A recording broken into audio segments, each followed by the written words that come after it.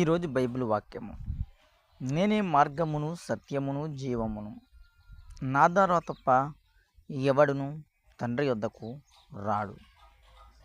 యోహాను సువార్త 14వ అధ్యాయము 6వ వచనము. ఈ వాక్యములో యేసుక్రీస్తు తన్ను తాను రక్షణకు ఏకైక మార్గమని ప్రకటించారు.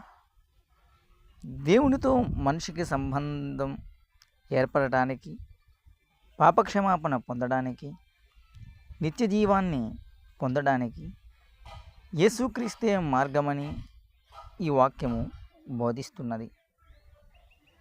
ప్రపంచంలో అనేక మార్గాలు ఉన్నట్లు కనిపించిన దేవుని దగ్గరకు తీసుకువెళ్ళే నిజమైన మార్గము యేసుక్రీస్తే అని ఈ వాక్యము మనకు గుర్తు చేస్తుంది.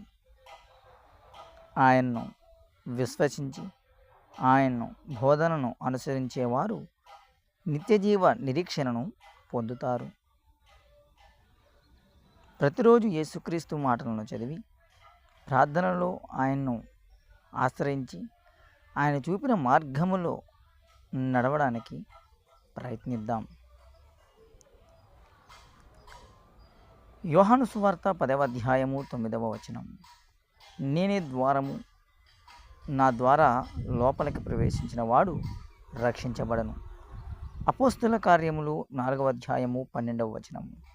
ఆయన ద్వారా తప్ప మరి ఎవరి వలన రక్షణ లేదు. తిమోతి రాసిన మొదటి పత్రిక 2వ అధ్యాయము 5వ వచనం. దేవునికి మనుషులకును మధ్యవర్తి ఒక్కడే, ఆయనే క్రీస్తు యేసు. ఏసే మార్గం, ఏసే సత్యం, ఏసే జీవం, ఏసే మన ఆశ్రయం.